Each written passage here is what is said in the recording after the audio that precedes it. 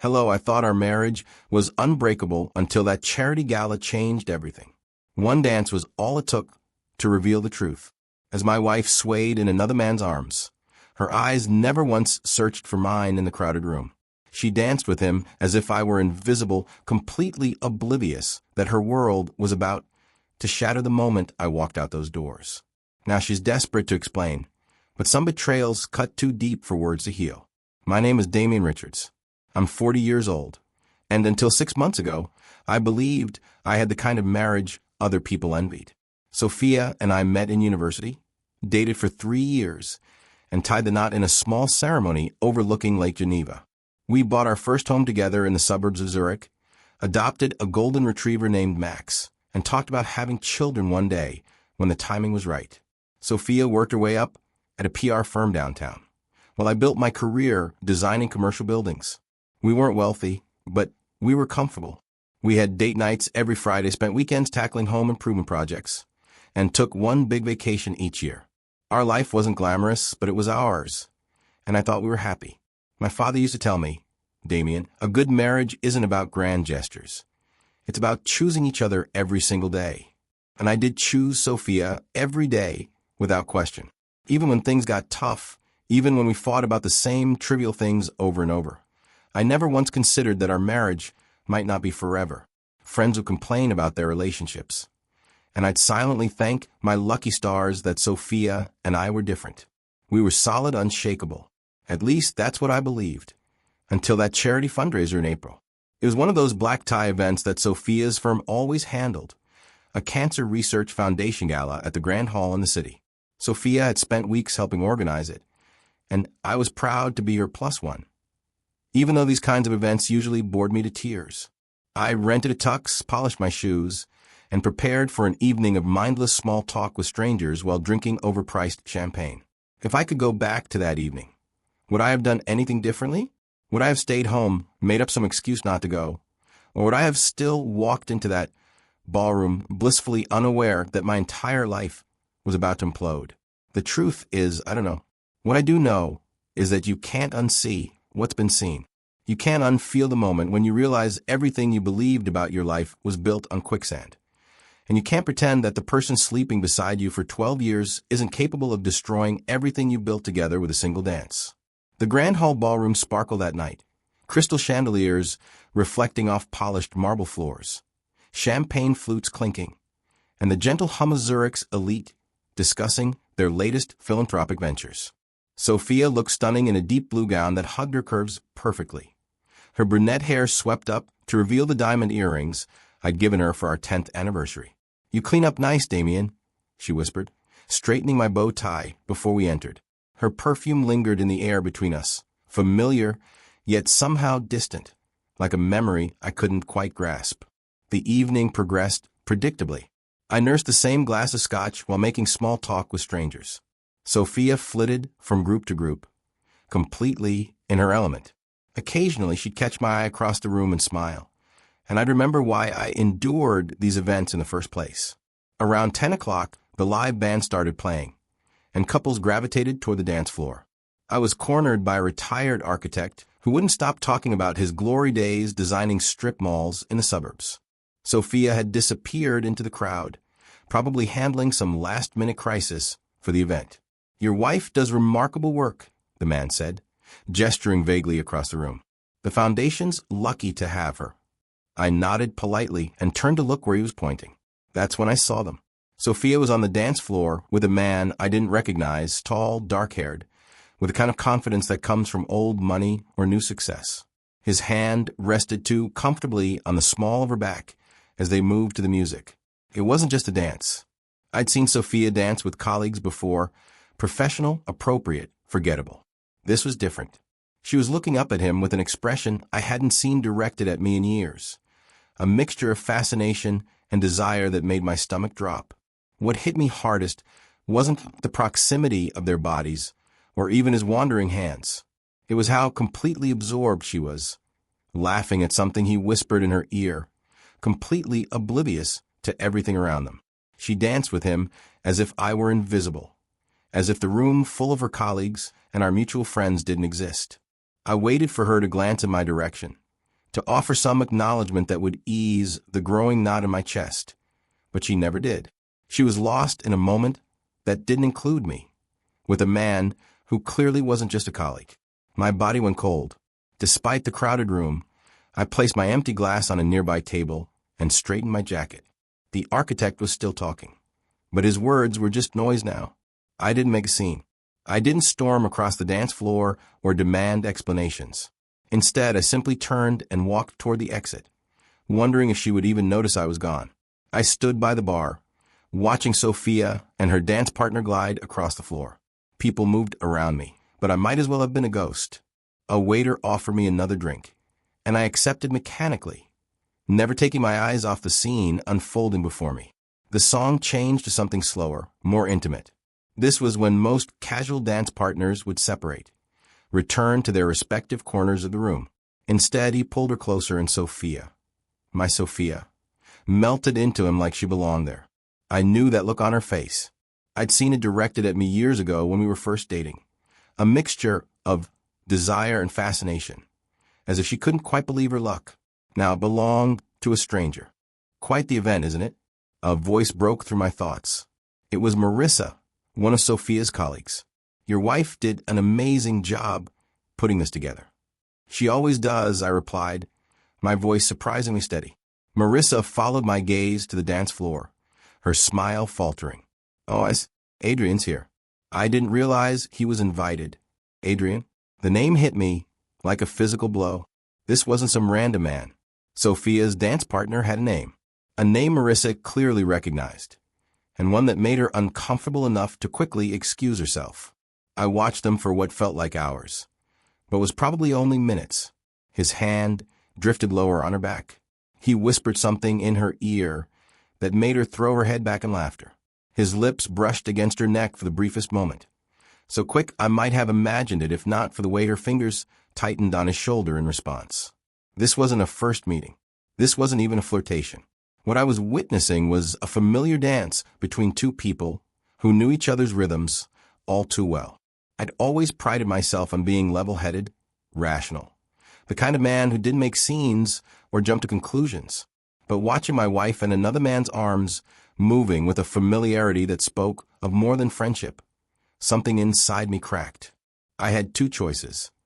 Confront them on the dance floor in front of Zurich's elite, creating the kind of scandal Sophia would never forgive, or walk away with what little dignity I had left. I chose the latter. Setting my untouched drink on the bar, I straightened my jacket and made my way toward the exit. No dramatic gestures, no furious glances back. Just one foot in front of the other until the cool night air hit my face, and the sounds of the gala faded behind me. As I handed my ticket to the valet, I realized my hand was shaking, not from anger, though there was plenty of that bubbling beneath the surface. No, they were shaking from the sudden, terrible realization that my marriage might have been over long before tonight.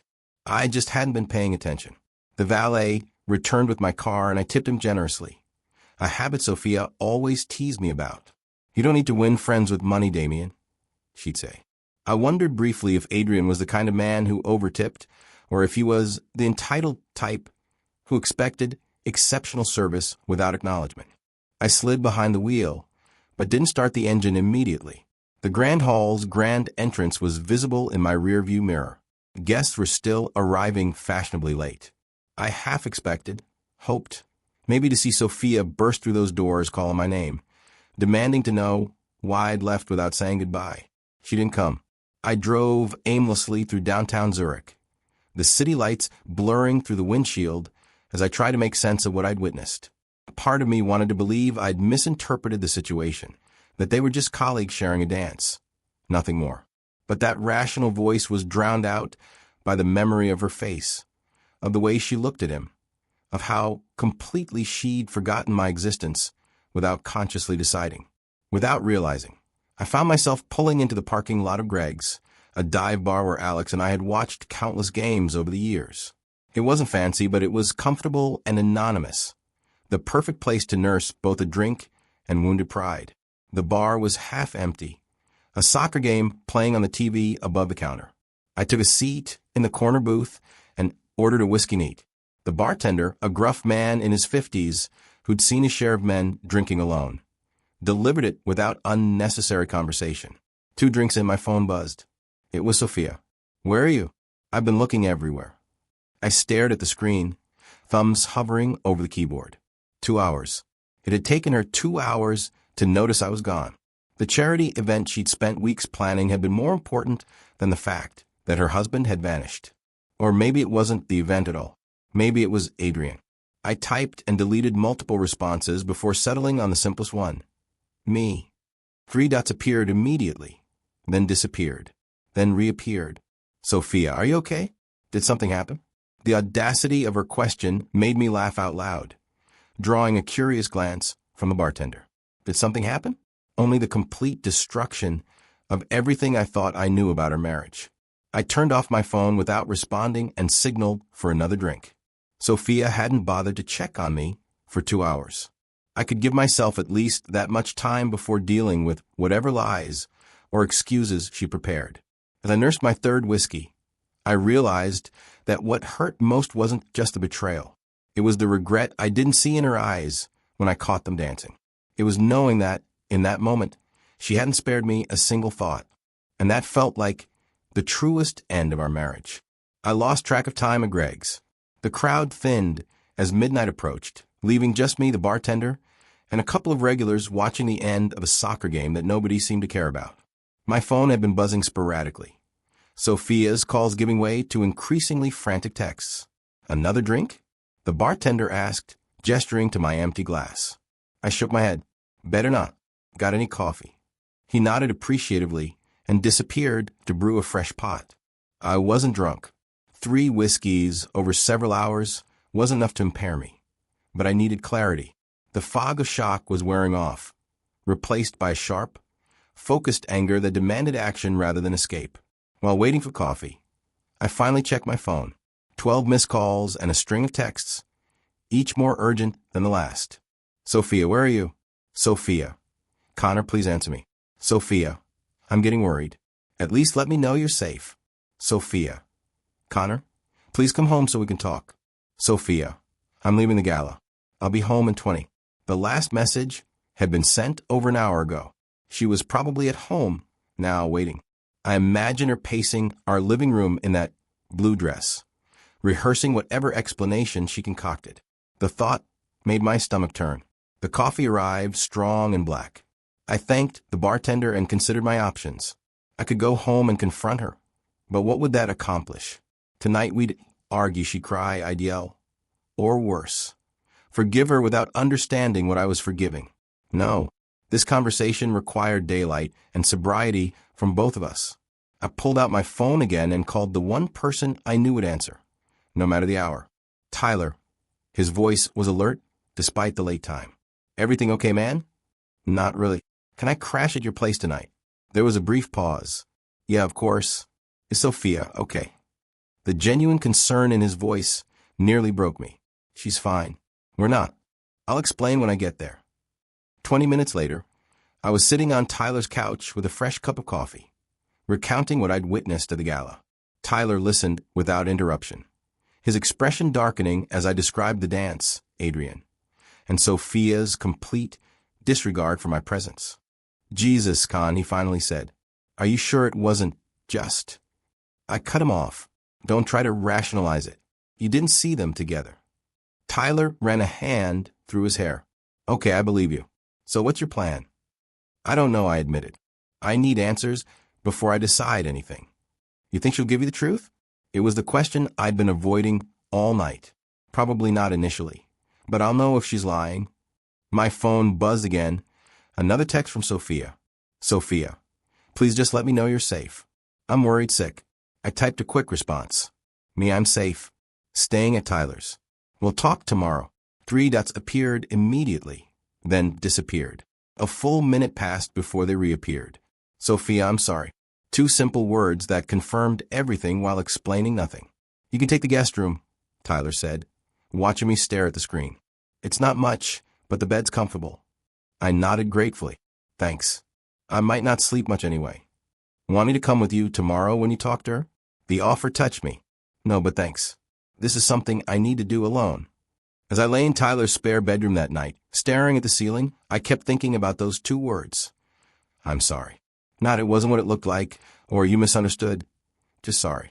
Sorry for what exactly? For dancing with him? For letting me see it? Or for whatever had been happening between them long before tonight? I had a sinking feeling I already knew the answer. Morning arrived with unwelcome brightness, streaming through Tyler's guest room blinds. I'd slept maybe 3 hours. My dreams a confused jumble of ballroom dancers with Sophia's face in Adrian's hands. My phone showed 6 more missed calls from Sophia and a text from Tyler, letting me know he'd left for his morning run, but that there was coffee in the kitchen. I showered, borrowed a clean t-shirt from Tyler's drawer, and faced the mirror. The man staring back looked older somehow, as if the events of the past 12 hours had accelerated time. Dark circles shadowed my eyes, and stubble roughened my jaw. I looked exactly like what I was, a man whose life had just been upended. The coffee helped clear my head, and by the time Tyler returned, I had a plan. Not a good one, perhaps, but a plan nonetheless. You look like hell, he observed, grabbing a water bottle from the fridge. Feel like it too. Thanks for letting me stay. Anytime. You heading home now? I nodded. Need to get answers. And if you don't like what you hear, it was a question I've been turning over all night. Then I'll have to decide what's worth saving. Tyler clapped me on the shoulder. Call me later. Let me know you're okay. I promised I would and left. The drive home passed in a blur of rehearsed questions and anticipated answers. What would Sophia say? Would she deny everything? Minimize it? Confess immediately? Each possibility came with its own kind of pain. Our house looked exactly the same as I'd left it yesterday.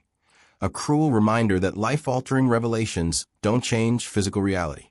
Sophia's car was in the driveway. I sat in mine for a moment, gathering courage. Before finally walking to the front door, I found her in the kitchen, still in her pajamas, clutching a mug of tea.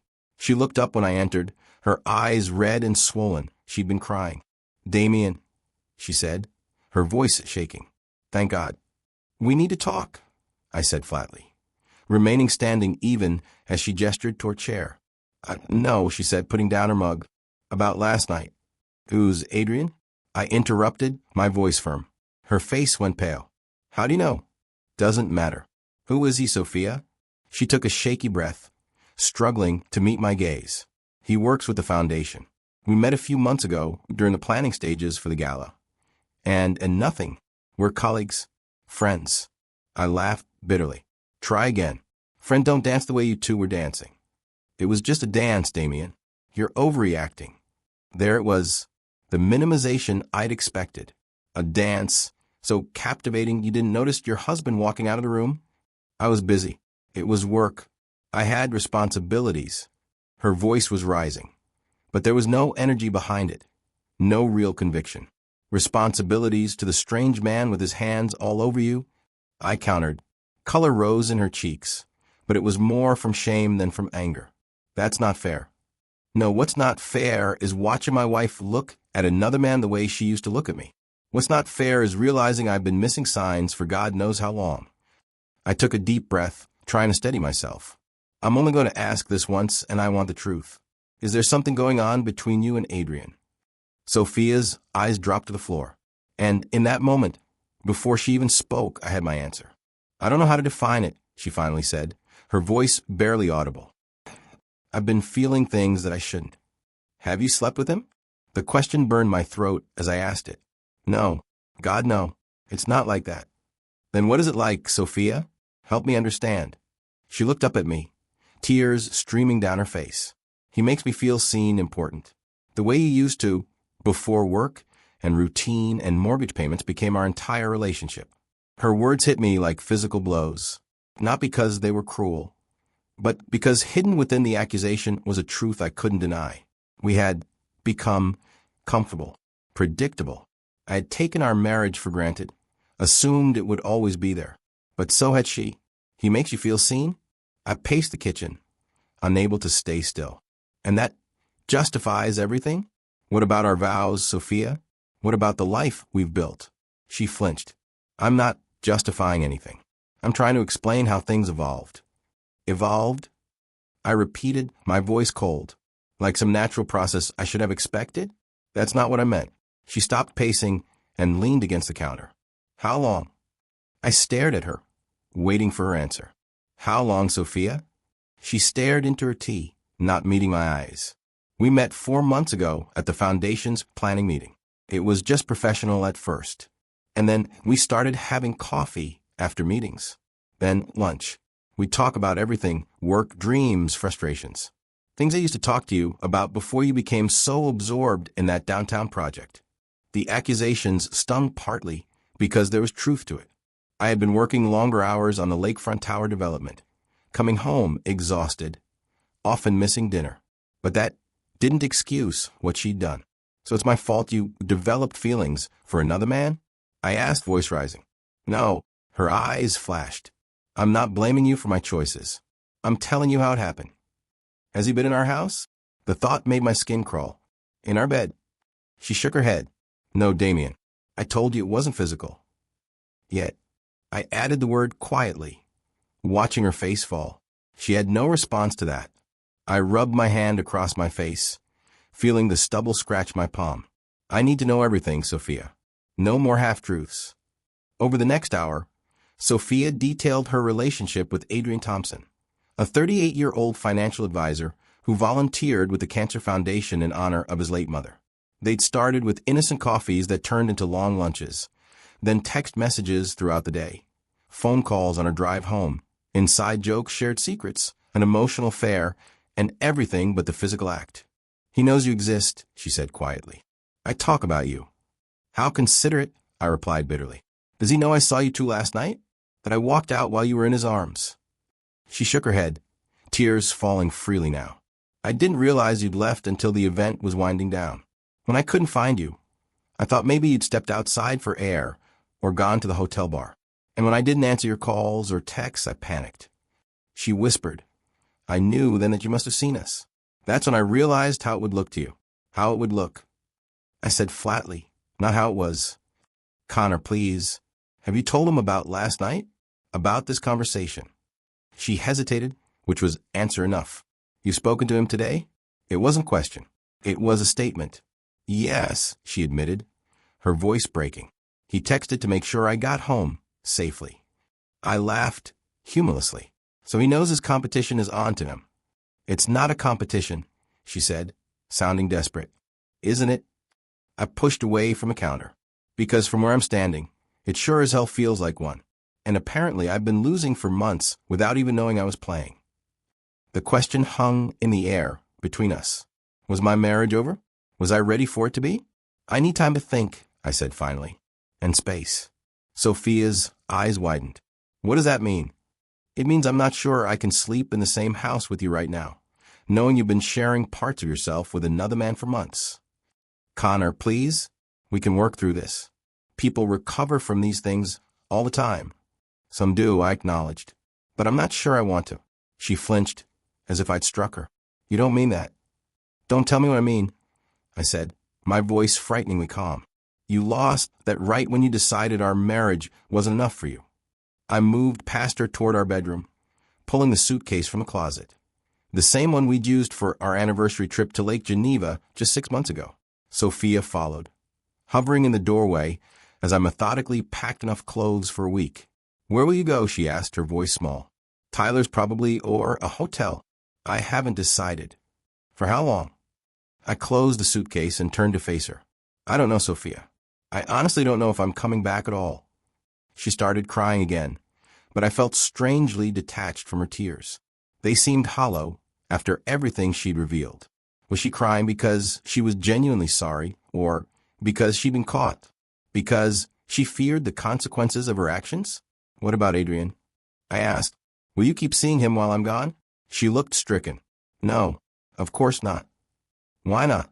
If he makes you feel so understood, so seen. Why deprive yourself just because your husband found out? Because I love you, she whispered, her voice breaking. I never stopped loving you. The words should have comforted me. Instead, they made me angry. That's not love, Sophia. Love doesn't seek attention from other men when things get difficult. Love doesn't hide text messages and secret lunches. Love doesn't slow dance with someone else while your husband watches.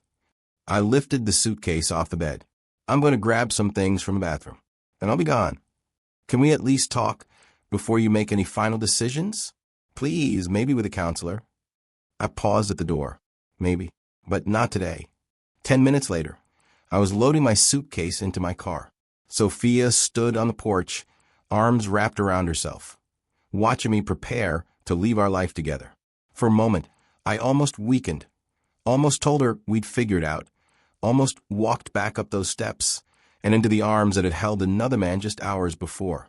Instead, I got in my car and drove away, watching her figure grow smaller in my rearview mirror until she disappeared completely.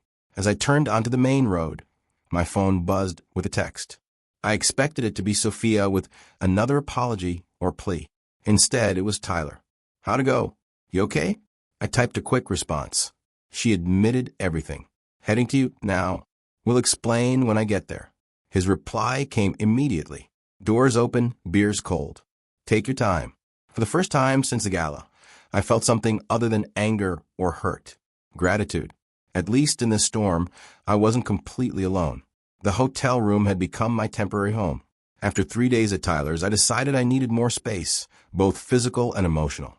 The Marriott downtown wasn't fancy, but it was clean and anonymous, with a decent bar in the lobby where I could nurse a whiskey while contemplating the ruins of my marriage. Sophia had texted daily, alternating between apologies, updates about mundane household matters, and increasingly desperate pleas for us to talk. I'd responded only to practical questions, maintaining a wall of silence that I knew was hurting her. Maybe that was the point. A week after walking out of her house, I was sitting at the hotel bar when my phone lit up with a familiar name. Tyler. Hey, I answered. Just checking in. I'm alive. Surviving. I replied, trying to sound light. She called me this morning, Tyler said, his tone steady. She's worried about you. Says you barely respond to her messages. Did you tell her where I am? Tyler hesitated before responding. No, that's not my place.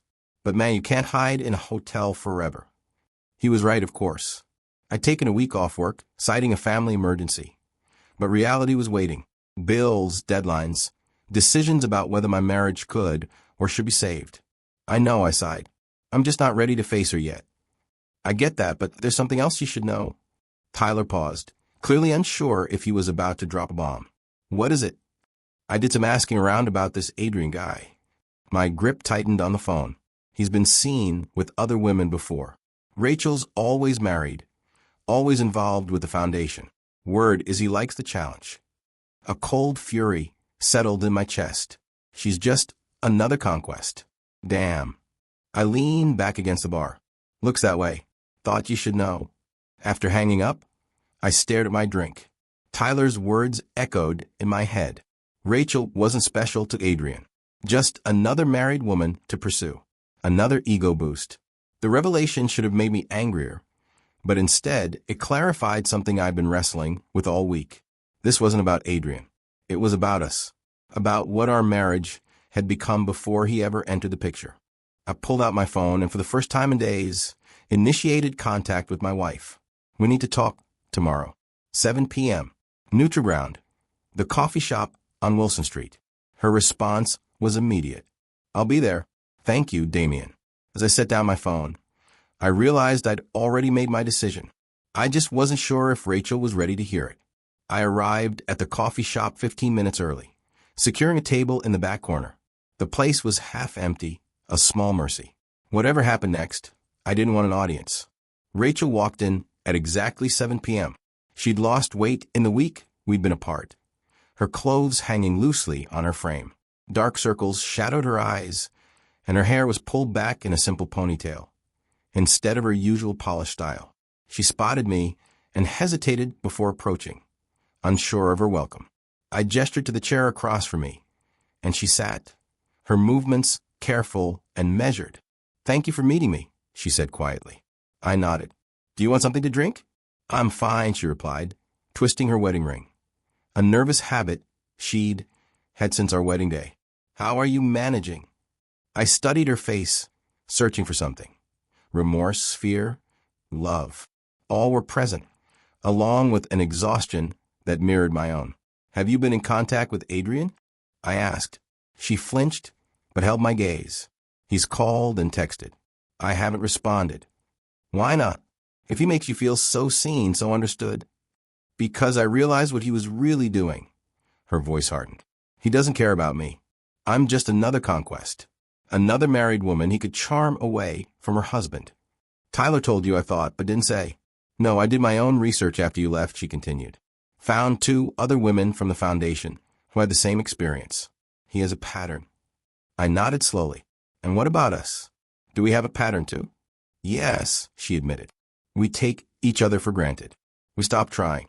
We forget why we chose each other in the first place. Her honesty surprised me.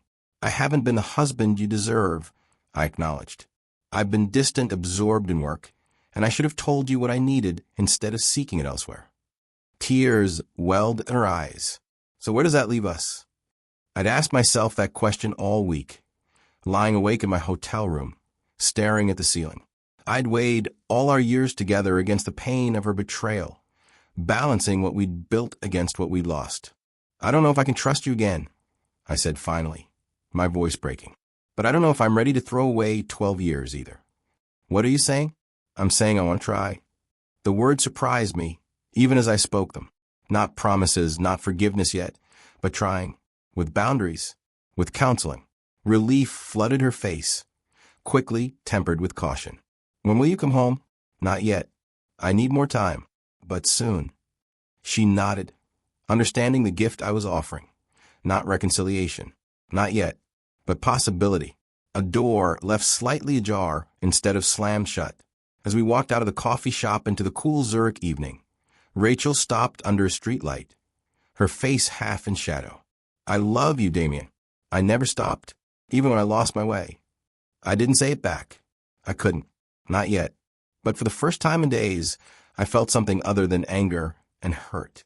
Something that, with time and work, might grow back into trust. I'll call you tomorrow, I said and walked to my car alone, knowing that sometimes the hardest choices are the ones that leave the future unwritten.